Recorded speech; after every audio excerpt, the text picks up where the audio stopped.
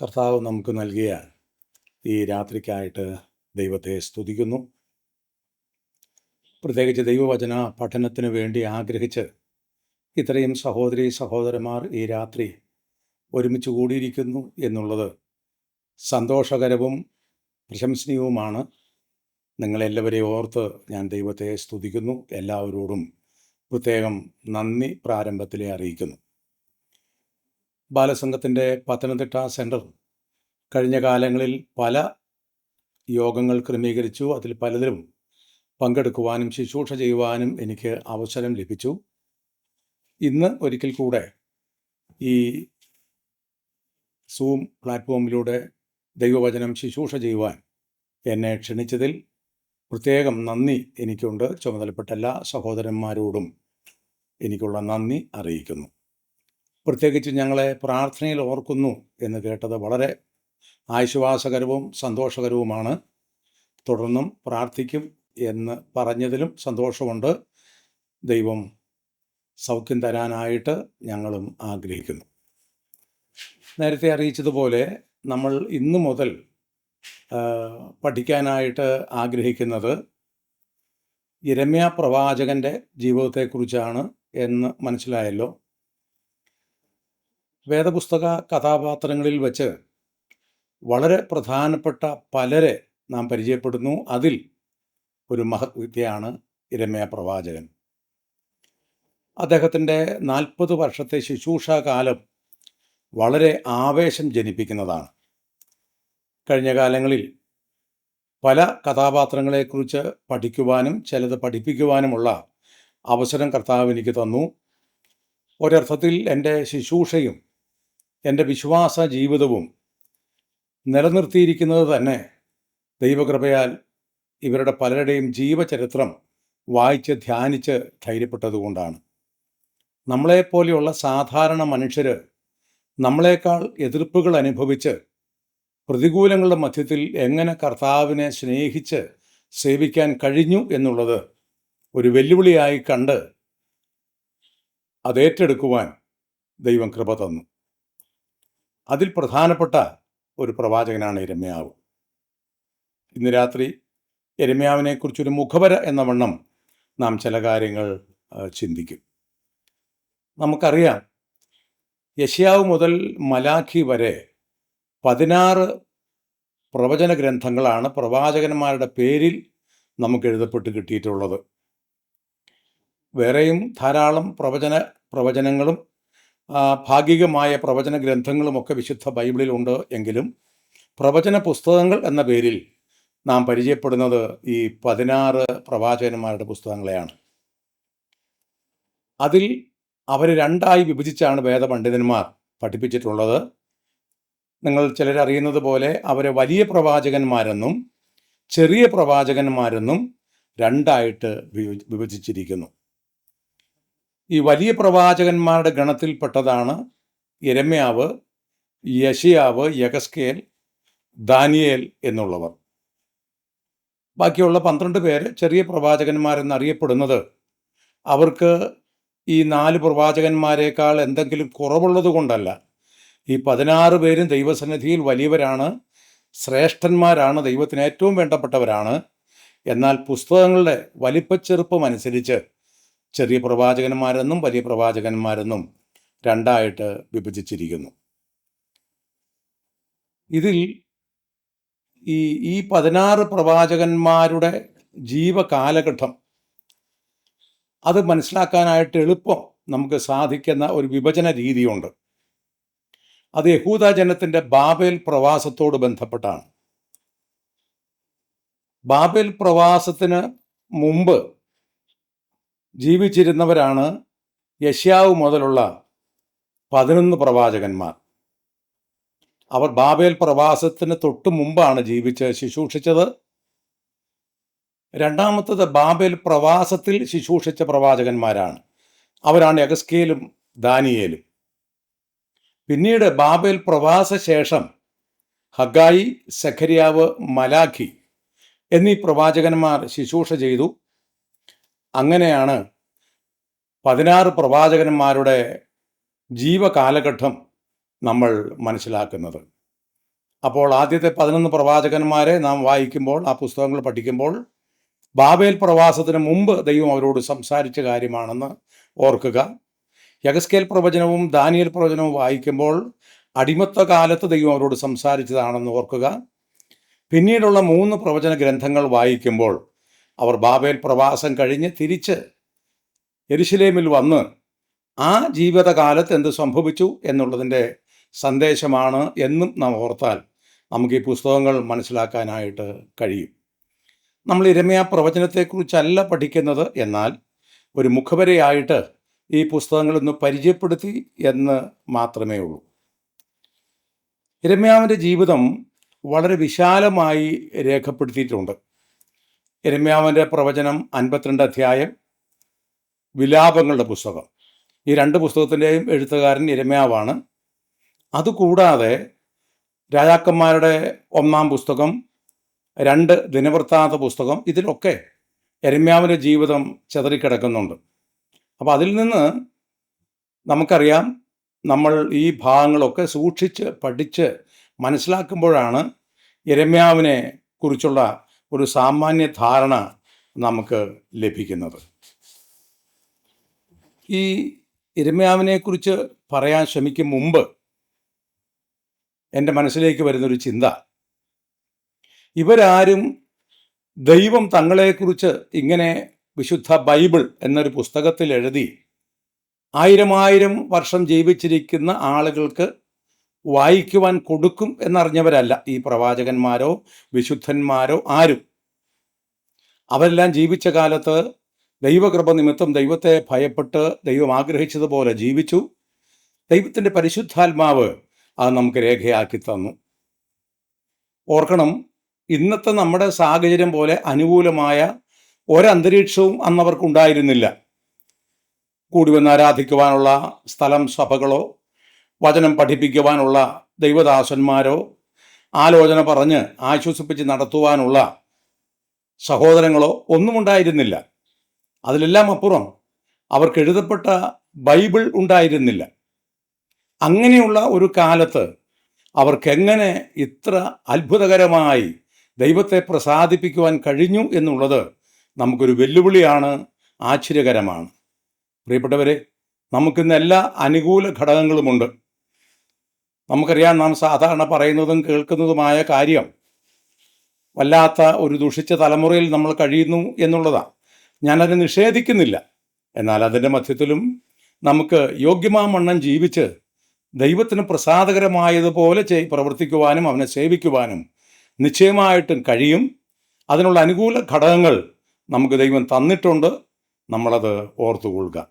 അപ്പം അതുകൊണ്ട് യിരെമ്യാവിനെ നമ്മൾ പഠിക്കുമ്പോൾ ഈ വസ്തുത നമ്മൾ പ്രാരംഭത്തിലെ ഓർത്തുകൊള്ളേണ്ടതാണ്. നിങ്ങൾക്ക് ഓർമ്മ വരുമല്ലോ, ലൂക്കോസിൻ്റെ സുവിശേഷത്തിൽ വിധവയായ ഒരു ഹന്നയെക്കുറിച്ച് നമ്മൾ വായിക്കുന്നുണ്ട്. അല്പകാലം മാത്രം കുടുംബജീവിതം നയിച്ച് ശേഷിച്ച ദീർഘപതിറ്റാണ്ടുകൾ വിധവയായി കഴിഞ്ഞ ഒരു സഹോദരി. പക്ഷേ അവരെക്കുറിച്ച് ആശ്ചര്യകരമായി നമ്മൾ വായിക്കുന്നത്, അവർ ദേവാലയം വിട്ടുപിരിയാതെ കഴിഞ്ഞു. ഏത് ദേവാലയം? കർത്താവ് നിങ്ങൾ ഇത് കള്ളന്മാരുടെ ഗുഹയാക്കി തീർത്തു എന്ന് പറഞ്ഞ അങ്ങനെയുള്ള ദുഷിച്ച രീതികൾ പുലരുന്ന ആ ആലയത്തിനുള്ളിൽ അവൾ ഭക്തിയോടെ ദൈവത്തെ സ്നേഹിച്ചു കഴിഞ്ഞു. അതിൽ നിന്ന് എന്താ നമ്മൾ മനസ്സിലാക്കുന്നത്? സാഹചര്യങ്ങൾ പ്രതികൂലമാകാം, പലരും ദൈവനിഷേധികളായി തീരാം, നമുക്കൊരിക്കലും അംഗീകരിക്കാൻ കഴിയാത്ത ജീവിത രീതികൾ പലരിലും കണ്ടേക്കാം. എന്നാൽ കർത്താവ് നമ്മിൽ നിന്ന് പ്രതീക്ഷിക്കുന്നത് എന്താണെന്ന് തിരിച്ചറിഞ്ഞ് കർത്താവിൽ ശരണപ്പെട്ട് നാം കർത്താവിനെ പ്രസാദിപ്പിക്കുക.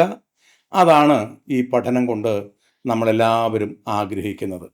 നമുക്ക് യിരെമ്യാവിലേക്ക് വരാം. അദ്ദേഹത്തെക്കുറിച്ച് പറഞ്ഞാൽ യിരെമ്യാവ് ആരാണ് എന്ന് പറഞ്ഞാൽ നമുക്ക് 2 വാക്യം കൊണ്ട് യിരെമ്യാവിൻ്റെ ജീവിതത്തെ സംഗ്രഹിക്കാം. വിലാപങ്ങളുടെ പുസ്തകം 3-ാം അധ്യായം 1ഉം 2ഉം വാക്യം ഇപ്പോൾ വായിച്ച് കേൾപ്പിക്കും. ആ 2 വാക്യങ്ങൾ വാസ്തവത്തിൽ യിരെമ്യാവിൻ്റെ ജീവിത സംഗ്രഹമാണ്, അതിൻ്റെ വിശദീകരണമാണ് മറ്റ് ഭാഗങ്ങളിൽ നമ്മൾ വായിക്കുന്നത്. വിലാപങ്ങൾ 3-ന്റെ 1ഉം 2ഉം. ഞാൻ അവന്റെ കോപത്തിന്റെ വടികൊണ്ട് കഷ്ടത കണ്ട പുരുഷനാകുന്നു. അവിടുന്ന് എന്നെ വെളിച്ചത്തിലല്ല ഇരുട്ടിലത്രേ നടക്കുമാറാക്കിയത്. ഇത് യിരെമ്യാവിൻ്റെ ജീവിത സാക്ഷ്യമാണ്. അവൻ എന്നെ വെളിച്ചത്തിലല്ല ഇരുട്ടിലത്രേ നടത്തിക്കൊണ്ടു വന്നിരിക്കുന്നത്. ഞാൻ അവൻ്റെ കോപത്തിൻ്റെ വടി കൊണ്ട് അടി കൊണ്ട പുരുഷനാകുന്നു. കഷ്ടം കണ്ട പുരുഷൻ എന്ന് പറഞ്ഞാൽ യിരെമ്യാവ് അനുഭവിച്ച കഷ്ടതകളെക്കുറിച്ച് 2 വാക്യങ്ങളിൽ രേഖയാക്കിയിരിക്കുക. ഇതിൻ്റെ പശ്ചാത്തലത്തിലാണ് യിരെമ്യാവ് ദൈവം ഇരുളിലൂടെ നടത്തിയ പ്രവാചകൻ എന്ന് നമ്മൾ പറഞ്ഞത്. എന്തായിരുന്നു ദൈവം ഇരുട്ടിൽ കൂടി നടത്തി എന്ന് പറഞ്ഞപ്പോൾ യിരെമ്യാവ് അനുഭവിച്ച കഷ്ടതകൾ? ദൈവത്തിൻ്റെ വാക്കിന് അനുസരണം കാണിക്കാൻ തയ്യാറായപ്പോൾ യിരെമ്യാവ് എന്തൊക്കെയായിരുന്നു സഹിക്കേണ്ടി വന്നത്? അവൻ്റെ ചാർച്ചക്കാര്, അവൻ്റെ കുടുംബക്കാര്, അവൻ്റെ കൂട്ടുകാര്, നമ്മുടെ വാക്കിൽ പറഞ്ഞാൽ അവൻ്റെ സഭക്കാര് അവനോട് എങ്ങനെയായിരിക്കും പെരുമാറിയത്? അവനോട് എന്തൊക്കെ ശുശ്രൂഷകൾ ചെയ്യുവാനായിട്ടാണ് ദൈവം ആവശ്യപ്പെട്ടത്? ആ ശുശ്രൂഷകൾ ചെയ്തപ്പോൾ അവൻ അനുഭവിക്കേണ്ടി വന്ന കൊടും വേദനകൾ എത്ര വലുതായിരുന്നു? ഇങ്ങനെയുള്ള ഒരുപാട് കാര്യങ്ങൾ നമ്മൾ യിരെമ്യാവിനെക്കുറിച്ച് പഠിക്കേണ്ടി വരും. നമുക്ക് 1, 2, 3 എന്നൊക്കെ ഇട്ട് പഠന സൗകര്യാർത്ഥം നമുക്കിങ്ങനെ പറഞ്ഞു പോകാം. 1, യിരെമ്യാവിൻ്റെ ജീവിത കാലഘട്ടം. നമ്മൾ യിരെമ്യാ പ്രവചനത്തിലേക്ക് വരികയാണ്. 1-ാം അധ്യായം 2, 3 വാക്യങ്ങൾ വായിക്കുമ്പോൾ യിരെമ്യാവിൻ്റെ കാലഘട്ടത്തെക്കുറിച്ച് നമുക്കൊരു സാമാന്യ ധാരണ കിട്ടുന്നു. യിരെമ്യാവ് 1:2, 3. അവന് യെഹൂദാ രാജാവായ ആമോന്റെ മകൻ യോശിയാവിന്റെ കാലത്ത് അവന്റെ വാഴ്ചയുടെ 13-ാം ആണ്ടിൽ യഹോവയുടെ അരുളപ്പാടുണ്ടായി. യെഹൂദാ രാജാവായ യോശിയാവിന്റെ മകൻ യെഹോയാക്കീമിന്റെ വാഴ്ചയുടെ കാലത്തും യെഹൂദാ രാജാവായ യോശിയാവിന്റെ മകൻ സിദക്കിയാവിന്റെ 11-ാം ആണ്ടിന്റെ അവസാനം വരെയും 5-ാം മാസത്തിൽ യെരൂശലേമ്യരെ പ്രവാസത്തിലേക്ക് കൊണ്ടുപോയതുവരെയും തന്നെ അവന് അരുളപ്പാടുണ്ടായി. യിരെമ്യാവ് മനശ്ശെ എന്ന് പറയുന്ന നീചനായ യഹൂദ രാജാവിൻ്റെ കാലത്താണ് ജനിക്കുന്നത്. അതിനെക്കുറിച്ചൊരു വിശദമായ പഠനത്തിന് നമ്മുടെ ഈ സമയത്തത് നമുക്ക് മുതിരുന്നില്ല. എന്നാലൊരു സൂചന പറയുന്നു എന്ന് മാത്രം. യാതൊരു ആത്മീക വെളിച്ചവുമില്ലാതിരുന്ന, സർവത്ര ആത്മീക അന്ധകാരം നിറഞ്ഞ ഒരു കാലമായിരുന്നു മനശ്ശെയുടെ കാലം. നമുക്ക് ആശ്ചര്യം തോന്നുന്നത് യഹൂദയിൽ നവീകരണ കർത്താവെന്നൊക്കെ നമ്മൾ വിശേഷിപ്പിക്കുന്ന ഹിസ്കിയ രാജാവിൻ്റെ മകനായിരുന്നു ഈ മനശ്ശെ എന്നുള്ളതാണ്.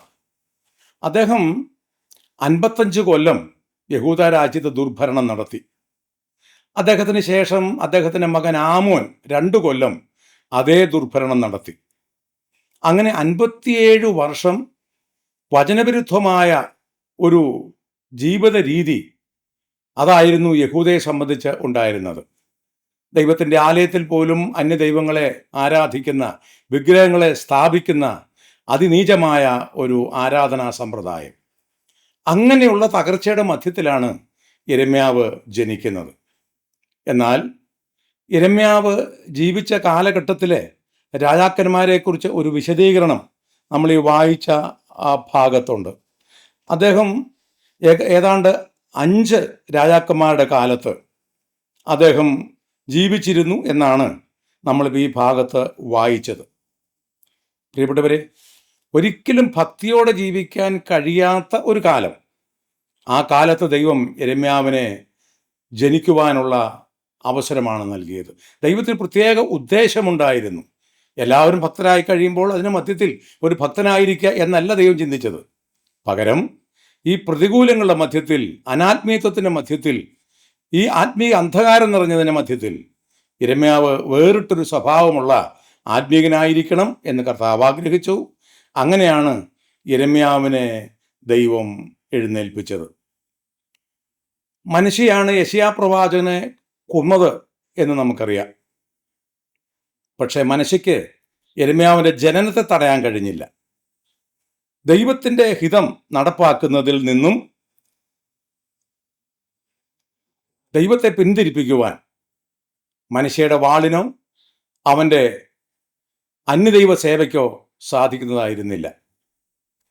നമ്മൾ വായിക്കുന്നുണ്ട് വേദപുസ്തകത്തിൽ, ദൈവവചനത്തിനോ ബന്ധനമില്ല. ദൈവദാസന്മാരെ ബന്ധിക്കാൻ കഴിയും, കൊല്ലുവാൻ കഴിയും, അവരെ ക്രൂരമായി പീഡിപ്പിക്കാൻ കഴിയും, വേദനിപ്പിക്കാൻ കഴിയും. പക്ഷേ ദൈവവചനത്തിനോ ബന്ധനമില്ല. അതാണ് യിരെമ്യാവിൻ്റെ ജീവിതം കൊണ്ട് നാം മനസ്സിലാക്കുന്നത്. അപ്പോൾ യിരെമ്യാവ് യോശുവാവിൻ്റെ 13-ാം ആണ്ട് മുതൽ യെരുശലേം നാശം വരെ 40 വർഷം യഹൂദയിൽ ശുശ്രൂഷിച്ചു. ഇത് യഹൂദയിലെ അവസാന രാജാക്കന്മാരുടെ കാലമായിരുന്നു. BC 626 മുതൽ 586 വരെയുള്ള കാലത്താണ് യിരെമ്യാവ് ജീവിച്ച് ശുശ്രൂഷിച്ചത്. യിരെമ്യാവിൻ്റെ മാത്രം ഒരു പ്രത്യേകത, അദ്ദേഹം ബാബേൽ പ്രവാസകാലം പ്രവചിച്ചു. മാത്രമല്ല, ആ ബാബേൽ പ്രവാസം അദ്ദേഹം കണ്ടു. ആ പ്രവാസ കാലത്ത് അദ്ദേഹം ജീവിച്ചിരുന്നു. അങ്ങനെ ബാബേൽ പ്രവാസത്തിന് മുമ്പും പ്രവാസത്തിലും ജീവിച്ചിരുന്ന, യെരുശലേമിൻ്റെ നാശം കണ്ട് കരഞ്ഞ ഒരു വലിയ മനുഷ്യനാണ് യിരെമ്യാ പ്രവാചകൻ. 2, അദ്ദേഹത്തിൻ്റെ കുടുംബ പശ്ചാത്തലം. 1-ാം അധ്യായം 1-ാം വാക്യം നമുക്കൊന്ന് വായിക്കാം. എന്താണ് യിരെമ്യാവിൻ്റെ കുടുംബ പശ്ചാത്തലം? ബെന്യാമീൻ ദേശത്ത് അനാഥോത്തിലെ പുരോഹിതന്മാരിൽ ഹിൽക്കിയാവിന്റെ മകനായ യിരെമ്യാവിന്റെ വചനങ്ങൾ. അപ്പോൾ ഇതിൽ നമുക്ക് വളരെ സ്പഷ്ടമായി പല കാര്യങ്ങൾ അവിടെ തന്നെ പറഞ്ഞിട്ടുണ്ട്. ഇദ്ദേഹം ബെന്യാമിൻ ദേശക്കാരനായിരുന്നു. അനാഥോത്തിലെ പുരോഹിതനായ ഹിൽക്കിയാവിൻ്റെ മകനായിരുന്നു. അപ്പോൾ 2-3 കാര്യം അവിടെ നമ്മൾ ഓർക്കേണ്ടത്. ഒന്ന്, അദ്ദേഹം അനാഥോത്തുകാരനാണ്. യെരുശലേമിൽ നിന്നും 5 കിലോമീറ്റർ വടക്കു കിഴക്ക് മാറിയുള്ളൊരു സ്ഥലമാണ് അനാഥോത്ത് എന്ന് പറയുന്നത്. ബെന്യാമിൻ ഗോത്രം ലേവി ഗോത്രത്തിലെ അഹരോൻ കുടുംബത്തിന് അവകാശമായി നൽകിയ സ്ഥലമാണ് ഈ അനാഥോത്ത്. യോശുവയുടെ പുസ്തകം 21-ാം അധ്യായം 13 മുതൽ 19 വരെ പിന്നീട് വായിച്ചു നോക്കിയാൽ നമുക്കിത് മനസ്സിലാകും. ഇതൊരു പുരോഹിത പട്ടണമായിരുന്നു. അനാഥോത്തുകാരൻ എന്ന് പറഞ്ഞാൽ പെട്ടെന്ന് നമുക്ക് മനസ്സിലാവും അതൊരു പുരോഹിത പട്ടണത്തിൽ ഉള്ളവനാണ്. 2, ഇദ്ദേഹം ഒരു പുരോഹിതന്റെ പുത്രനായിരുന്നു, ഹിൽക്കിയ പുരോഹിതന്റെ മകൻ. അതുതന്നെ വളരെ ശ്രദ്ധേയമാണ്. അനാഥോത്ത് പട്ടണത്തിൽ അഹരോന്യ കുടുംബത്തിൽ ഹിൽക്കിയാവ് എന്ന പുരോഹിതന്റെ മകനായിട്ട് യിരെമ്യാവ് ജനിച്ചു. യിരെമ്യാവിൻ്റെ മാതാപിതാക്കൾ ഭക്തരായിരുന്നോ അല്ലയോ എന്ന ചോദ്യം ഇവിടെ ആവശ്യം വരുന്നില്ല. അദ്ദേഹത്തിൻ്റെ പേര് തന്നെ അവൻ്റെ അപ്പനും അമ്മയും ദൈവഭക്തരായിരുന്നു എന്ന് തെളിയിക്കുന്നതാണ്. പിന്നീട് യോശിയ രാജാവിൻ്റെ ചരിത്രം നമ്മൾ പഠിക്കുമ്പോൾ ദിനവൃത്താന്ത പുസ്തകത്തിൽ ഈ ഹിൽക്കിയ പുരോഹിതനെയും അദ്ദേഹത്തിൻ്റെ ശുശ്രൂഷകളെയും നമ്മൾ കാണുന്നുണ്ട്. അതിൽ നിന്നൊക്കെ ഹിൽക്കിയ പുരോഹിതൻ വളരെ ഭക്തനായ ഒരു പുരോഹിതനായിരുന്നു എന്ന് നമുക്ക് മനസ്സിലാവും. എന്തായിരുന്നു യിരെമ്യാവ് എന്ന പേരിൻ്റെ അർത്ഥം? യിരെമ്യാവ് എന്ന് പറഞ്ഞാൽ യഹോവ ഉയർത്തും എന്നാണ് അതിൻ്റെ അർത്ഥം. പ്രിയപ്പെട്ടവരെ, ആത്മീയമായി വളരെ താഴ്ന്ന കാലത്താണ് ദൈവം ഉയർത്തും എന്ന് ഹിൽക്കിയാവ് തൻ്റെ മകന് പേരിട്ടത്. ഇവിടെ ഓർക്കേണ്ടത്, വിശുദ്ധ വേദപുസ്തകത്തിലെ, പ്രത്യേകിച്ച് പഴയ നിയമത്തിലെ പേരുകൾ പലതും ഒന്നുകിൽ വ്യക്തികളുടെ സ്വഭാവത്തോട് ബന്ധപ്പെട്ടോ അല്ലെങ്കിൽ ചില പ്രത്യേക സംഭവങ്ങളോട് ബന്ധപ്പെട്ടോ ആണ് രേഖയാക്കിയിട്ടുള്ളത്. 1-2 ഉദാഹരണങ്ങൾ വേണമെങ്കിൽ പറയാമെന്ന് വിചാരിക്കുക. നമുക്കറിയാം, അബ്രാമിന് ദൈവം വിളിച്ചു, അവന് അബ്രഹാം എന്ന് പേരിട്ടു. നമുക്കറിയാവുന്നതുപോലെ അബ്രാം എന്ന് പറഞ്ഞാൽ ജാതികൾക്ക് പിതാവ്, അബ്രഹാം എന്ന് പറഞ്ഞാൽ ബഹുജാതികൾക്ക് പിതാവ്. അബ്രഹാമിനോട് ബന്ധപ്പെട്ട് ദൈവം എന്ത് ചെയ്യുവാൻ പോകുന്നുവോ അതിൻ്റെ അടിസ്ഥാനത്തിലാണ് ആ പേരുകൾ അങ്ങനെ മാറ്റിയിട്ടത്. യാക്കോബിനെ നമുക്ക് പരിചയമുണ്ട്. അബ്രഹാമിൻ്റെ മകൻ ഇസഹാക്കിൻ്റെ മകനായ യാക്കോബ്. യാക്കോബ് എന്ന പേരിൻ്റെ അർത്ഥം ഉപായി എന്നാണെന്ന് നമുക്കറിയാം. പക്ഷേ യാക്കോബിന് ദൈവത്തിന് ആവശ്യമുണ്ടായിരുന്നു. ദൈവം യാക്കോബിനെ സ്നേഹിച്ചു. ദൈവത്തിന് അവനെ ഉപയോഗിക്കണമായിരുന്നു. പക്ഷേ അവൻ്റെ ഉപായത്തോടുകൂടെ അവനെ ഉപയോഗിക്കാൻ കഴിയുമായിരുന്നില്ല. അവൻ അപ്പനെ വഞ്ചിച്ചു, ചേട്ടനെ വഞ്ചിച്ചു, അമ്മായപ്പനെ വഞ്ചിച്ചു. അങ്ങനെ വഞ്ചിക്കുന്ന ഉപായിയായ യാക്കോബിനെ അതേ പ്രകൃതിയോടുകൂടെ ഉപയോഗിക്കുവാൻ ദൈവത്തിന് കഴിഞ്ഞില്ല. നാം അറിയുന്നത് പോലെ യബ്ബോക്ക് കടവിൽ വെച്ച് ദൂതനുമായുള്ള മൽപ്പിടുത്തത്തിൽ യാക്കോബിൻ്റെ തുടയുടെ തടം ഉളുക്കി അവനെ വികലാംഗനാക്കി, ബലഹീനനാക്കി മാറ്റി. അവൻ്റെ കാൽ ബലഹീനമാക്കി. അവൻ്റെ കാൽ ഉള്ളിടത്തോളം കാലം, ശക്തി ഉള്ളിടത്തോളം കാലം അവൻ ആരെയും വഞ്ചിക്കും, ഓടി രക്ഷപ്പെടും എന്നാണ് കരുതിയത്. എവിടെ ബലമായി അവൻ കണ്ടോ ആ ശക്തി ദൈവം ബലഹീനമാക്കി. എന്നിട്ട് ദൈവം അവന് പേര് മാറ്റിയിട്ടു. നാം അറിയുന്നത് പോലെ ഇസ്രയേൽ. ഇസ്രയേൽ എന്ന് പറഞ്ഞാൽ ദൈവത്തിൻ്റെ പോരാളി എന്നാണ്. നമ്മുടെ ബുദ്ധിക്ക് എത്തിപ്പെടാൻ പറ്റാത്ത കാര്യങ്ങളാണ് ഇതൊക്കെ. ലോകത്തിലെ ആരെങ്കിലും ബലഹീനനായൊരു മനുഷ്യനെ, വികലാംഗനായൊരു മനുഷ്യനെ പോരാളിയായി തിരഞ്ഞെടുക്കുമോ? അവർക്ക് വേണ്ടത് ആരോഗ്യമുള്ളവരെയാണ്, ബലമുള്ളവരെയാണ്. പക്ഷെ ദൈവം ബലഹീനന്മാരെ ഉപയോഗിക്കുന്നു. ദൈവത്തിന് ആവശ്യം ദൈവത്തിൻ്റെ വാക്കിനനുസരിച്ച് യോഗ്യമായി, വിശുദ്ധമായി, സത്യസന്ധമായി ജീവിക്കാൻ മനസ്സുള്ളവരെയാണ്. ദൈവം യാക്കോബിനെ ഉപയോഗിച്ചത് നമുക്കറിയാം. അവൻ ഇസ്രയേൽ എന്ന് അറിയപ്പെട്ടു. മെഥൂശലേഖ് എന്ന പേരിൻ്റെ അർത്ഥം നമ്മളൊക്കെ സൺഡേ സ്കൂളിലെ പഠിച്ചിട്ടുണ്ട്. അവൻ മരിക്കുമ്പോൾ അത് സംഭവിക്കും. ലോകത്ത് ഏറ്റവും കൂടുതൽ പ്രായത്തിൽ ജീവിച്ചിരുന്ന മനുഷ്യനായിരുന്നല്ലോ അദ്ദേഹം.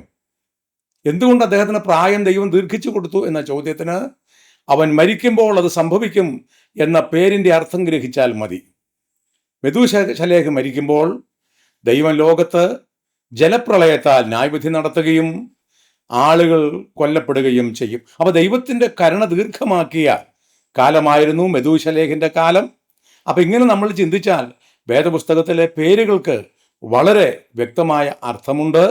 അതിനേതെങ്കിലും സംഭവങ്ങളായിട്ടോ വ്യക്തികളായിട്ടോ വളരെ ആഴമായ ബന്ധമുണ്ട്. ആ വിധത്തിൽ നാം ചിന്തിക്കുമ്പോൾ യിരെമ്യാവെന്ന വാക്ക്, ആ പേര് വളരെ വിശ്വാസത്തോടു കൂടെയാണ് ഹിൽക്കിയാവ് തൻ്റെ മകനിട്ടത്. ദൈവം ഉയർത്തും. ആത്മീകമായി താഴ്ന്ന ഈ സ്ഥിതിയിൽ നിന്നും ദൈവം തൻ്റെ ജനത്തെ ഉയർത്തും എന്ന് ഹിൽക്കിയാവ് വിശ്വസിച്ചു. ഒരുപക്ഷെ തൻ്റെ മകനെ തന്നെ ദൈവം അതിനുവേണ്ടി ഉപയോഗിക്കുമോ? അദ്ദേഹം അങ്ങനെയും ചിന്തിച്ചു കാണാം എന്ന് നമുക്ക് ഊഹിക്കാം. ദൈവം ഏതായാലും ഭക്തിയുള്ള ഒരു കുടുംബത്തിൽ ജനിക്കുവാൻ യിരെമ്യാവിന് ഭാഗ്യം നൽകി. അവൻ്റെ അപ്പനും അമ്മയും വിശ്വാസവും പ്രത്യാശയുമുള്ളവരായി തങ്ങളുടെ മകന് യിരെമ്യാവെന്ന് പേരിട്ടു. ദൈവത്തിന് അത് പ്രസാദമായി. അങ്ങനെ യിരെമ്യാവ് വളർന്നു. യിരെമ്യാവ് ഒരു പുരോഹിത കുടുംബത്തിൽ ജനിച്ചത് കൊണ്ട് നിശ്ചയമായും പുരോഹിതനാകുവാനുള്ള എല്ലാ പരിശീലനവും നേടി എന്ന് നമുക്കറിയാം. ഏകദേശം 20 വയസ്സാണ് ഇപ്പോൾ യിരെമ്യാവിന്. എന്ന് പറഞ്ഞാൽ പുരോഹിത ശുശ്രൂഷയ്ക്കായിട്ടുള്ള ഒരുക്കം ഏതാണ്ട് പൂർത്തിയായി കഴിഞ്ഞു. നാം വായിക്കുന്ന പോലെ 25 വയസ്സ് മുതലാണ് പുരോഹിത ശുശ്രൂഷ സാധാരണഗതിയിൽ ആരംഭിക്കുക. എന്നാൽ 20 വർഷം വരെ നിയമപരമായ പഠനവും അതിനുശേഷം പ്രായോഗികമായ പരിശീലനവും 25 വയസ്സ് വരെ നേടിയിട്ടാണ് അവർ ആ വലിയ ശുശ്രൂഷയ്ക്ക് ഇറങ്ങുന്നത്. അങ്ങനെയെങ്കിൽ യിരെമ്യാവ് ഇപ്പോൾ പുരോഹിതനായിരിക്കാനുള്ള എല്ലാ യോഗ്യതയും നേടി. അവൻ എല്ലാ പരിശീലനവും കഴിഞ്ഞ് പ്രതീക്ഷയോടുകൂടി ഇരിക്കുകയാണ്. അഹരോന്റെ കുടുംബത്തിൽ ജനിച്ചതുകൊണ്ട് ഒരു പക്ഷേ അവൻ മഹാപുരോഹിതനാകാൻ വരെ സാധ്യതയുണ്ട്. ആ ചിന്തകളൊക്കെ യുവാവായ യിരെമ്യാവിൻ്റെ മനസ്സിൽ ഉരുത്തിരിഞ്ഞിട്ടുണ്ട്. ദൈവം എന്നെ പുരോഹിതനായി തിരഞ്ഞെടുത്തു.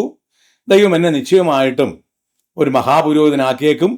അങ്ങനെ യഹൂദന്റെ മധ്യത്തിൽ, ദൈവജനത്തിൻ്റെ മധ്യത്തിൽ ആദരണീയമായി ശുശ്രൂഷ ചെയ്ത് കർത്താവിനെ സേവിക്കാം എന്ന് യിരെമ്യാവ് കരുതിയിരിക്കുന്ന കാലത്താണ് അപ്രതീക്ഷിതമായി ദൈവശബ്ദമുണ്ടാകുന്നത്. നമുക്ക് ആ വാക്യങ്ങൾ വായിക്കണം. 1-ാം അധ്യായം 4-5 വാക്യങ്ങൾ.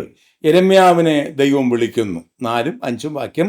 യിരെമ്യാവ് 1-ാം അധ്യായം. യഹോവയുടെ അരുളപ്പാട് എനിക്കുണ്ടായതെന്നാൽ, നിന്നെ ഉദരത്തിൽ ഉരുവാക്കിയതിനു മുൻപ് ഞാൻ നിന്നെ അറിഞ്ഞ്, നീ ഗർഭപാത്രത്തിൽ നിന്ന് പുറത്തു വന്നതിനു മുൻപ് ഞാൻ നിന്നെ വിശുദ്ധീകരിച്ച് ജനതകൾക്ക് പ്രവാചകനായി നിയമിച്ചിരിക്കുന്നു. ഇത് യിരെമ്യാവിന് ഒട്ടും ഉൾക്കൊള്ളാൻ കഴിയാത്ത അപ്രതീക്ഷിതമായ ഒരരുളപ്പാടായിരുന്നു. യിരെമ്യാവിന് ആദ്യമുണ്ടായ ദൈവിക ദർശനത്തെക്കുറിച്ചാണ് ഈ പറയുന്നത്. ഒരു പുരോഹിതനായിരിക്കാനുള്ള എല്ലാ യോഗ്യതയും തികഞ്ഞ് അതിനുവേണ്ടി ആഗ്രഹിച്ച്, നമ്മുടെ വാക്കിൽ പറഞ്ഞാൽ സ്വപ്നം കണ്ടു കഴിയുകയാണ്. അങ്ങനെയുള്ള യിരെമ്യാവിനോട് അവിചാരിതം എന്നവണ്ണം ദൈവത്തിൻ്റെ അരുളപ്പാടുണ്ടായി. യിരെമ്യാവേ, നിന്നെ ഞാൻ അമ്മയുടെ ഉദരത്തിലെ തെരഞ്ഞെടുത്തു. അമ്മയുടെ ഉദരത്തിൽ ഉരുവാകും മുമ്പ് തന്നെ ഞാൻ നിന്നെ അറിഞ്ഞ് തിരഞ്ഞെടുത്തു. അതുകൊണ്ട് നീ പ്രവാചക ശുശ്രൂഷ ചെയ്യണം. നമുക്കിത് ഉൾക്കൊള്ളാൻ ബുദ്ധിമുട്ടാണ്. ആലോചിച്ചാൽ മനസ്സിലാക്കാൻ ബുദ്ധിമുട്ടാണ്. അതിൻ്റെ കാരണം ഈ പുരോഹിത ശുശ്രൂഷയും പ്രവാചക ശുശ്രൂഷയും തമ്മിലുള്ള അന്തരം, വ്യത്യാസം നമ്മൾ മനസ്സിലാക്കണം. അപ്പോഴാണ് ഒരിക്കലും സാധാരണഗതിയിൽ ഒരു പ്രവാചകന് ഇത് അംഗീകരിക്കാൻ കഴിയുകയില്ല എന്ന് നമ്മൾ മനസ്സിലാക്കേണ്ടി വരുന്നത്. പുരോഹിത ശുശ്രൂഷയേക്കാൾ എന്തുകൊണ്ടും 5 കാര്യങ്ങളിലെങ്കിലും പ്രവാചകന്മാർ കുറവുള്ളവരായി, അല്ലെങ്കിൽ അവരെക്കാൾ താഴെ നിലയിലാണ് കാണപ്പെട്ടത്. പ്രവാചകന്മാരെക്കാൾ എന്തുകൊണ്ടും ഒരു 5 കാര്യങ്ങളിലെങ്കിലും പുരോഹിതന്മാർ ശ്രേഷ്ഠന്മാരും യോഗ്യനുമായി നാം കാണുന്നു. ഓരോ വാക്ക് പറഞ്ഞ് ആ കാര്യം അവസാനിപ്പിക്കാമെന്ന് വിചാരിക്കുകയാണ്. ഒന്നാമത്തെ കാര്യം, പുരോഹിതന്മാർക്ക് ആരെയും വിമർശിക്കേണ്ട കാര്യമില്ല. ഒരു മനുഷ്യനോടും കുറ്റം പറയേണ്ട കാര്യമില്ല. ഞാൻ പാപം ചെയ്തു എന്ന് പറഞ്ഞ് സമ്മതിച്ചുകൊണ്ട് യാഗമൃഗവുമായി തലയും താഴ്ത്തി വരുന്ന മനുഷ്യനോട് അവൻ്റെ യാഗം അർപ്പിച്ച് അവനെ ആശ്വസിപ്പിച്ച് പറഞ്ഞു വിട്ടാൽ മതി. പക്ഷേ പ്രവാചകന്മാർ അങ്ങനെയല്ലല്ലോ. പ്രവചനങ്ങൾ വായിക്കുമ്പോൾ നമ്മൾ അത്ഭുതപ്പെടുന്നില്ലേ? എത്ര കഠിനമായിട്ടാണ് അവരുടെ മുഖത്തു നോക്കി, ജനത്തിൻ്റെ മുഖത്തു നോക്കി അവർ സംസാരിച്ചത്. പ്രവാചകന്മാർ ഒരിക്കലും ദയ കാണിക്കാതെ കഠിനമായിട്ട് സംസാരിക്കേണ്ടവരായിരുന്നു. ഉദാഹരണം പറഞ്ഞാൽ, നാഥാൻ പ്രവാചകൻ മഹാനായ ദാവീദ് രാജാവിൻ്റെ മുഖത്തു നോക്കി പറഞ്ഞില്ലേ, ആ മനുഷ്യൻ നീ തന്നെയാണ്. അപ്പം അത്ര കർക്കശമായി പാപത്തിനെതിരെ സംസാരിക്കുക എന്നുള്ള ചുമതലയായിരുന്നു പ്രവാചകനുണ്ടായിരുന്നത്. യിരെമ്യാവിന് അതറിയാം. യിരെമ്യാവിനെ പ്രവാചകനായി വിളിച്ചു.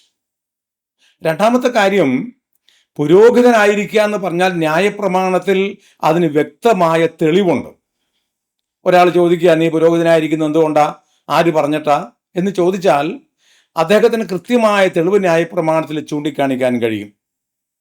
പക്ഷെ പ്രവാചകന്മാരെ സംബന്ധിച്ച് അവർക്കൊന്നും കാണിക്കാൻ രേഖകളില്ല, തെളിവുകളില്ല. ഇപ്പോൾ ഒരാൾ വന്ന് ചോദിക്കുക, നീ എന്തുകൊണ്ടാ ഇത്ര മോശമായിട്ട് ഞങ്ങളോട് സംസാരിക്കുന്നത്, നിനക്ക് എന്താ അധികാരം എന്ന് ചോദിച്ചാൽ രേഖയെടുത്ത് കാണിച്ച്, സർട്ടിഫിക്കറ്റ് കാണിച്ച്, ദാ ഇതിൻ്റെ അടിസ്ഥാനത്തിലാണെന്ന് പറയാൻ ഒരു പ്രവാചകനുമില്ല. പ്രവാചകൻ പറയുന്നു, ദൈവം ഇപ്രകാരം അരുളി ചെയ്യുന്നു, യഹോവ ഇപ്രകാരം അരുളി ചെയ്യുന്നു. അപ്പോൾ യിരെമ്യാവിൻ്റെ ശുശ്രൂഷയെ ചോദ്യം ചെയ്യുമെന്നും യിരെമ്യാവ് ആക്ഷേപിക്കപ്പെടുമെന്നൊക്കെ യിരെമ്യാവിന് അറിയാം. അതാണ് പ്രവാചക ശുശ്രൂഷയുടെ രണ്ടാമത്തെ പരിമിതി എന്ന് പറയുന്നത്. മൂന്നാമത്തെ കാര്യം, പുരോഹിത ശുശ്രൂഷയ്ക്ക് അല്ലെങ്കിൽ പുരോഹിതന് ഉപജീവനത്തിന് വകയുണ്ട്. സമൃദ്ധമായ കൂട്ടായ്മ തനിക്ക് ലഭിക്കും. നമ്മുടെ വാക്കിൽ പറഞ്ഞാൽ നാം അറിയുന്നത് പോലെ അവർ യാഗം അർപ്പിക്കുമ്പോൾ അതിൻ്റെ മേധസ്സും രക്തവും മാറ്റിവെച്ചാൽ മറ്റ് ബഹുഭൂരിപക്ഷം ഭാഗവും പുരോഹിതന് ഉപജീവനത്തിനുള്ളതാണ്. അവനും ഭാര്യയ്ക്കും മക്കൾക്കും സുഖമായി ജീവിക്കാം. അപൂർവം ചില യാഗങ്ങൾ മാത്രമേ സമ്പൂർണമായി ദഹിപ്പിച്ചിട്ടുള്ളൂ. എന്നാൽ പ്രവാചകന്മാരെ സംബന്ധിച്ച് നാം നോക്കിയാൽ അവർക്ക് ഉപജീവനത്തിനുള്ള യാതൊരു വകയും ഉണ്ടായിരുന്നില്ല. ഒരു ഉദാഹരണം പറഞ്ഞാൽ, യഹൂദ ചരിത്രത്തിൽ ഏറ്റവും സാമ്പത്തിക ഭദ്രതയുണ്ടായിരുന്ന കാലമാണ് ആമോസ് പ്രവാചകന്റെ കാലം. ആമോസിന്റെ പ്രവചനം നമ്മൾ വായിക്കുന്നുണ്ട്. അന്ന് ജനത്തിന് ആനക്കൊമ്പ് കൊണ്ടുള്ള കട്ടിലുണ്ടായിരുന്നു, ചന്ദനമരം കൊണ്ടുള്ള ഇരിപ്പിടമുണ്ടായിരുന്നു. അവർക്ക് മേത്തരമായ ആട്ടുകൊറ്റന്മാരെയും മറ്റും വീഞ്ഞും ഉപജീവിക്കാനുണ്ടായിരുന്നു. വില കൂടിയ വാദ്യത്രം ഉപയോഗിച്ചിരുന്നു. ഏറ്റവും വില കൂടിയ മേത്തരമായ അവർ സൗരഭ്യം പൂശിയിരുന്നു എന്നൊക്കെ വായിക്കുന്നുണ്ട്. അങ്ങനെ സമ്പൽ സമൃദ്ധമായൊരു കാലം. അന്ന് വേനൽക്കാല വസതിയും മഴക്കാല വസതിയും അവർക്കുണ്ടായിരുന്നു. എന്നാൽ ആ കാലത്ത് ജീവിച്ച് ശുശ്രൂഷിച്ച ആമോസിനെ കുറിച്ച് നാം വായിക്കുന്നത്, ആമോസ് കാട്ടത്തിപ്പഴം പെറുക്കി തിന്ന് ഉപജീവിച്ചുവെന്നാണ്. ആമോസിനെ കളിയാക്കി പറയുന്നുണ്ടല്ലോ, എടോ ദർശക, നീ ഈ ദേശത്തൊന്നും പ്രവചിക്കരുത്, നേരെ അപ്പുറം പോ, എന്നിട്ട് അവിടെ ഉപജീവിച്ച് അവിടെ പ്രസംഗിച്ച് ഉപജീവനം കഴിച്ചുകൊള്ളുക എന്ന് പറഞ്ഞാൽ പ്രസംഗം ആഹാരത്തിന് വേണ്ടിയാണ്, ഉപജീവനത്തിനാണെന്ന് ആക്ഷേപിച്ച ആളുകളാണ് ആമോസിന്റെ കാലത്തുണ്ടായിരുന്നത്. അപ്പോൾ പ്രവാചക ശുശ്രൂഷ വളരെ കഷ്ടമായിരുന്നു. നാലാമത്തെ കാര്യം, പുരോഹിത ശുശ്രൂഷ ആദരവ് ലഭിക്കുന്നതായിരുന്നു, ബഹുമാനം ലഭിക്കുന്നതായിരുന്നു. യഹൂദന മധ്യത്തിൽ ഒരാൾക്ക് കുഷ്ഠമുണ്ടായി എന്ന് കരുതുക. അത് കുഷ്ഠരോഗിയാണെന്ന് വിധിക്കേണ്ടത് പുരോഹിതൻ. ഇനി അത് മാറി, പാളയത്തിന് പുറത്തായിരുന്നു, അത് മാറിയെന്ന് ഉറപ്പുവരുത്തേണ്ടത്, സർട്ടിഫൈ ചെയ്യേണ്ടത് പുരോഹിതനാണ്. ഒന്ന് ആലോചിച്ച് നോക്കൂ. ഒരു പുരോഹിതനോട് എന്തോരം ആദരവ് കാണിക്കണം, ബഹുമാനം കാണിക്കണം. നിർഭാഗ്യവശാൽ ഒരു കുടുംബത്തിൽ കുഷ്ഠം വന്നു പോയാൽ പുരോഹിതൻ വേണ്ടേ അത് ശരിയായി സൗഖ്യം വന്നു, നീ വീണ്ടും പാളയത്തിനകത്ത് വരിക എന്ന് പറഞ്ഞ് അവൻ അംഗീകരിക്കാൻ. അങ്ങനെയുള്ള ഒരു പുരോഹിതനെ വെറുപ്പിക്കാൻ ആരെങ്കിലും തയ്യാറാകുമോ? നിശ്ചയമായിട്ടും പുരോഹിതന്മാർ ആദരവ് അനുഭവിച്ചിരുന്നു. പുരോഹിതന്മാർക്ക് പ്രത്യേക വസ്ത്രം ഉണ്ടായിരുന്നു, പ്രത്യേക താമസ സ്ഥലമുണ്ടായിരുന്നു. അതൊക്കെ പുരോഹിതന്റെ ആദരവിന് വേണ്ടിയായിരുന്നു. എന്നാൽ പ്രവാചകന്മാരെ യഹൂദന്മാർ ആദരിച്ചത് എങ്ങനെയാണെന്ന് നമുക്കറിയാം. യെരമ്യാവിനെക്കുറിച്ച് പഠിക്കുമ്പോൾ നമ്മളത് കൂടുതൽ ചിന്തിക്കും. എന്നാൽ ഉദാഹരണത്തിന് പറഞ്ഞാൽ, എലീശായ പ്രവാചകനെ അപമാനിക്കാൻ 42 കുഞ്ഞുങ്ങൾ പോലും തയ്യാറായി. എന്തൊരു കഷ്ടമാണത്! പ്രവാചകന്മാരാരും ആദരിക്കപ്പെട്ടില്ല. ഹോശേയയെക്കുറിച്ച് വായിക്കുന്നത് ഭോഷനും ഭ്രാന്തനുമെന്ന് യഹൂദന്മാർ കരുതിയെന്നാണ്. പ്രിയപ്പെട്ടവരെ, അങ്ങനെയുള്ള നിന്ന സഹിക്കേണ്ട, അപമാനം സഹിക്കേണ്ട ഒരു ശുശ്രൂഷയായിരുന്നു പ്രവാചക ശുശ്രൂഷ. അഞ്ചാമതൊരു കാര്യം കൂടെ പറയട്ടെ. പ്രവാചക ശുശ്രൂഷ എന്ന് പറയുന്നത്, പുരോഹിത ശുശ്രൂഷ എന്ന് പറയുന്നത് കുടുംബത്തോടു കൂടെ ജീവിച്ച് ചെയ്യാവുന്നതാണ്. പുരോഹിതന് വിവാഹം കഴിക്കേണ്ടത് ആരെയാണെന്നൊക്കെ പറഞ്ഞിട്ടുണ്ട്. എന്നാൽ വിവാഹം കഴിഞ്ഞ് ഭാര്യയോടും മക്കളോടും ഒരുമിച്ച് സന്തോഷകരമായി ജീവിക്കാം. എന്നാൽ പ്രവാചകന്മാരിൽ പലരും വിവാഹം കഴിക്കുവാൻ വേണ്ടതുപോലെ പരിഗണന ലഭിച്ചവരല്ല. ഹോശേയ പരസംഗം ചെയ്യുന്ന ഒരു സ്ത്രീയെ, മോശപ്പെട്ടൊരു സ്ത്രീയെ വിവാഹം കഴിക്കേണ്ടി വന്നു എന്ന് നാം വായിക്കുന്നു. യഹസ്കേൽ വിവാഹം കഴിച്ചു എങ്കിലും അവൻ്റെ ഭാര്യയെ ദൈവം കൊന്ന് അവനെ ഒരു അടയാളമാക്കി മാറ്റി എന്ന് നമുക്കറിയാം. യിരെമ്യാവിനുണ്ടായ കൽപ്പന, ഈ ദേശത്ത് നീ വിവാഹം കഴിക്കരുത്. അങ്ങനെ യിരെമ്യാവ് വിവാഹം കഴിക്കാതെ ആജീവനാന്തം അവിവാഹിതനായി ജീവിക്കേണ്ടി വന്നു, ഒരു പ്രവാചകനായി തീർന്നതുകൊണ്ട്. അപ്പം ഇങ്ങനെയുള്ള 5 പ്രത്യേകതകളെങ്കിലും പുരോഹിതന്മാർക്കുണ്ട്. പ്രവാചകന്മാരെ സംബന്ധിച്ച് അവർക്കതിനൊന്നും അവസരമുണ്ടായിരുന്നില്ല. എൻ്റെ പ്രിയപ്പെട്ടവരെ, ഇതെല്ലാം അറിഞ്ഞുകൊണ്ടാണ് യിരെമ്യാവിനെ ദൈവം വിളിച്ചത്. ആ വിളി കേൾക്കുന്ന കാര്യത്തിൽ യിരെമ്യാവ് വലിയ ധർമ്മസങ്കടത്തിലായി. എന്തു പറയും? ദൈവത്തോട് എന്തു പറയും? എന്തു ചെയ്യും? ദൈവമാണ് വിളിക്കുന്നത്. അമ്മയുടെ ഉദരത്തിൽ ഉരുവാക്കിയത് തന്നെ പ്രവാചകനായി നിയമിക്കാനാണ് ദൈവം പറയുന്നത്. പക്ഷേ ഒരു പുരോഹിതനായി ഈ പറഞ്ഞ ആനുകൂല്യങ്ങളൊക്കെ അനുഭവിച്ച് സുഖേന ജീവിച്ച് ദൈവത്തെ ശുശ്രൂഷിക്കാം. അതും ദൈവസേവയാണ്. പുരോഹിത ശുശ്രൂഷയും ദൈവസേവയാണ്, പ്രവാചക ശുശ്രൂഷയും ദൈവസേവയാണ്. അങ്ങനെയാണെങ്കിൽ പുരോഹിത ശുശ്രൂഷ പോരെ? ഒരുപാട് സംഘട്ടനം യിരെമ്യാവിൻ്റെ മനസ്സിലുണ്ടായി. തൽക്കാലം നമുക്കിന്ന് ഇവിടെ അവസാനിപ്പിക്കേണ്ടിയിരിക്കുന്നു. ഞാൻ വിചാരിക്കുന്നു അനേകരോട് ദൈവം സംസാരിക്കുന്നുണ്ട്. പലർക്കും കർത്താവിൻ്റെ വേല ചെയ്യണമെന്ന് ആഗ്രഹമുണ്ട്. പലരെയും കർത്താവിൻ്റെ ആത്മാവ് അതിനുവേണ്ടി നിർബന്ധിക്കുന്നുണ്ട്. പല ബൈബിൾ ക്ലാസ്സുകളിലും അല്ല വേദവസം തനിയെ വായിക്കുമ്പോഴും പല യോഗങ്ങളിലും പങ്കെടുക്കുമ്പോൾ, കർത്താവിൻ്റെ വേലയ്ക്ക് വേണ്ടി കർത്താവ് എന്നെ ഹേമിക്കുകയാണ്, നിർബന്ധിക്കുകയാണ്, നിശ്ചയമായും കർത്താവിന് എന്നെ ആവശ്യമുണ്ട് എന്ന് നമുക്ക് ബോധ്യം വരുന്നുണ്ട്. പക്ഷേ പ്രശ്നം, നമ്മൾ ഈ ലാഭനഷ്ടം കണക്ക് നോക്കുന്നു. മറ്റുള്ളവരെന്തു പറയും? സാമ്പത്തികമായ കാര്യങ്ങളിൽ എന്നെ ആര് സഹായിക്കും? ഉപജീവനത്തിനു വേണ്ടി ബൈബിളും എടുത്തുകൊണ്ട് ഞാൻ ഇറങ്ങി എന്ന് കളിയാക്കുകയില്ലയോ? ഇങ്ങനെയുള്ള ഒരുപാട് ചിന്തകൾ. ഞാൻ ആരോട് അപേക്ഷ കൊടുക്കണം? ആരോട് ഞാൻ സഹായം തേടണം? ആരെന്നെ സഹായിക്കും? ഇങ്ങനെയുള്ള ഒത്തിരി ചിന്തകൾ നമ്മുടെ ജഡം നമുക്ക് തരും. നിശ്ചയമായിട്ടും ദൈവഹിതം പലപ്പോഴും നിറവേറ്റാൻ കഴിയാതെ പോകും. നമുക്കങ്ങനെ സംഭവിക്കരുത്. ദൈവം സ്പഷ്ടമായി സംസാരിക്കുമ്പോൾ നമ്മൾ അതിനു വേണ്ടി വാക്ക് പറയണം. അതാണ് ദൈവം ആഗ്രഹിക്കുന്നത്. അതിനാണ് ഈ ജീവചരിത്രമൊക്കെ നമുക്ക് തന്നിട്ടുള്ളത്. യിരെമ്യാവ് ലാഭവും നഷ്ടവും കണക്ക് കൂട്ടി ആത്മസംഘടനത്തിലായെങ്കിലും അവൻ ദൈവത്തിൻ്റെ വാക്കിന് അനുസരണം കാണിക്കുവാൻ തയ്യാറായി. നിശ്ചയമായിട്ടും അവൻ വില കൊടുക്കാൻ തയ്യാറായി. ദൈവത്തെ അവൻ ഭയപ്പെട്ടു. ദൈവകരങ്ങളിൽ യിരെമ്യാവ് തന്നെ സമർപ്പിച്ചു. യിരെമ്യാവ് തൻ്റെ പരിമിതികളൊക്കെ ദൈവത്തോട് പറഞ്ഞു. ദൈവം അതിന് പരിഹാരമാർഗം പറഞ്ഞു കൊടുത്തു. ദൈവം അവനെ ഉപയോഗിച്ചു. ഇന്ന് നാം പറയുന്നു, വലിയ പ്രവാചകന്മാരുടെ ഗണത്തിൽ യിരെമ്യാവ് പരിഗണിക്കപ്പെട്ടിരിക്കുന്നു. ദീർഘിച്ച വർഷം 4 പതിറ്റാണ്ട് യിരെമ്യാവ് അതിനുവേണ്ടി വില കൊടുത്തു നിന്നു. മറ്റൊരു പ്രവാചകനും സഹിക്കാത്ത മഹാകഷ്ടതകൾ താൻ സഹിച്ചു. ഒറ്റപ്പെടലുകൾ താൻ സഹിച്ചു, അപവാദങ്ങൾ നിരവധി താൻ കേട്ടു, ചിന്തിക്കാത്ത കാര്യങ്ങൾ തന്നെക്കുറിച്ച് പറഞ്ഞുണ്ടാക്കി. ഒരിക്കൽ താൻ വാവിട്ട് നിലവിളിച്ച് കരഞ്ഞു, അയ്യോ എൻ്റെ അമ്മേ, നീ എന്തിനെന്നെ പ്രസവിച്ചു എന്ന് ചോദിച്ചു. അത്രയും താൻ വേദനപ്പെട്ടു. എങ്കിലും താൻ പിന്നോട്ട് പോയില്ല. ദൈവം അവനെ അനുഗ്രഹിച്ചു. പ്രിയപ്പെട്ടവരെ, ഇന്ന് രാത്രി നാം പ്രാർത്ഥിച്ച് അവസാനിപ്പിക്കുമ്പോൾ ദൈവസന്നിധിയിൽ നമ്മളെ തന്നെ വിലയിരുത്തുക. നിശ്ചയമായും ദൈവത്തിന് നമ്മളെക്കുറിച്ചൊരു പ്ലാനുണ്ട്, പദ്ധതിയുണ്ട്. ശത്രു നമ്മളെക്കുറിച്ച് എന്തും പറയട്ടെ, അവൻ അവൻ്റെ വേല തുടരട്ടെ. അത് വിധിക്കുവാനും ന്യായവിധി നടത്തുവാനും ദൈവം നമ്മളെ ഏൽപ്പിച്ചിട്ടില്ല. ന്യായമായി വിധിക്കുന്നവങ്ങൾ കാര്യം ഭരമേൽപ്പിക്കുക എന്നാണല്ലോ നമ്മളോട് വചനം പറഞ്ഞിട്ടുള്ളത്. നമ്മുടെ കർത്താവ് തീർച്ചയായിട്ടും നമ്മളെ സഹായിക്കും. ശകാരിച്ചിട്ട് പകരം ശകാരിക്കാത്തവനായ കർത്താവ്, അടി കൊണ്ടിട്ട് ഭീഷണം പറയാത്തവനായ കർത്താവ്, അവനാണ് നമ്മുടെ രക്ഷിതാവ്. അതുകൊണ്ട് അവൻ്റെ കാൽച്ചുവടുകളെ നമുക്ക് പിന്തുടരാം. കർത്താവ് അനുവദിക്കുന്ന പക്ഷം വരുന്ന ആഴ്ചകളിൽ ഈ പഠനം നാം തുടരുമ്പോൾ നമുക്ക് ഒരു തീരുമാനമുണ്ടാകുവാൻ കർത്താവ് സഹായിക്കും. നമ്മുടെ മനസ്സിൻ്റെ ആശങ്കകൾ മാറി, ആകുലങ്ങൾ മാറി ധൈര്യപ്പെടുവാൻ ദൈവം നമ്മെ സഹായിക്കും. നിശ്ചയമുണ്ട്. തീർച്ചയായും യിരെമ്യാവെന്ന മനുഷ്യൻ, ആ ഭക്തൻ നമ്മോട് സംസാരിച്ചു കൊണ്ടിരിക്കുന്നു. കർത്താവ് ഇന്ന് രാത്രി എല്ലാവരെയും അനുഗ്രഹിക്കട്ടെ.